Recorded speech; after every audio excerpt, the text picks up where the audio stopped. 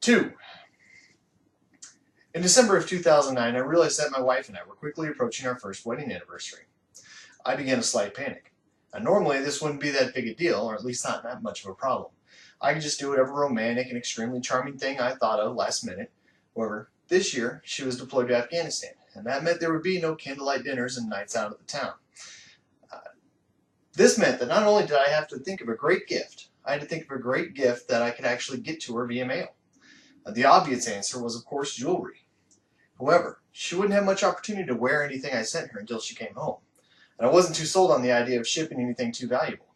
This left me in quite the conundrum, and as 2009 turned into 2010, my slight panic began to grow.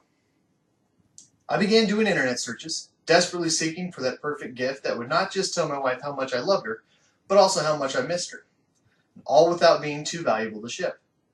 That's when I came across a website with meanings for each anniversary year. Now, luckily for me, the first anniversary is also known as the paper anniversary. Now, that was something I could work with. Perhaps some nice stationery or a book or some printed photos.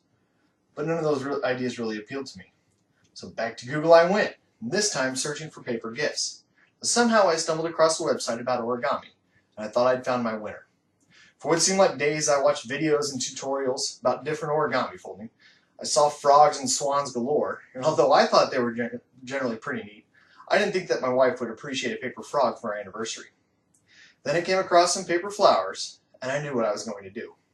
In earnest, I took a trip to the local craft shop. I needed good colored paper, and lots of it. With the rainbow of sheets in my hands and some pipe cleaners, some florist tape, I was going to make a bouquet of flowers for her. If only I knew then what I was getting into. For days I folded paper. At first my efforts were not something you'd ever want to give to someone to show you cared. They were lopsided and ugly, more crumpled than folded, generally overall lacking in that quality that says I love you.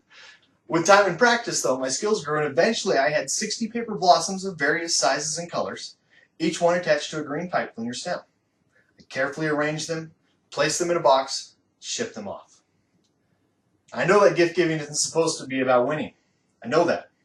Still, I couldn't help feel, but I had won, hands down. There was no way that Erin would be able to top the thoughtfulness and the effort and love that I'd put into those flowers. I was almost right.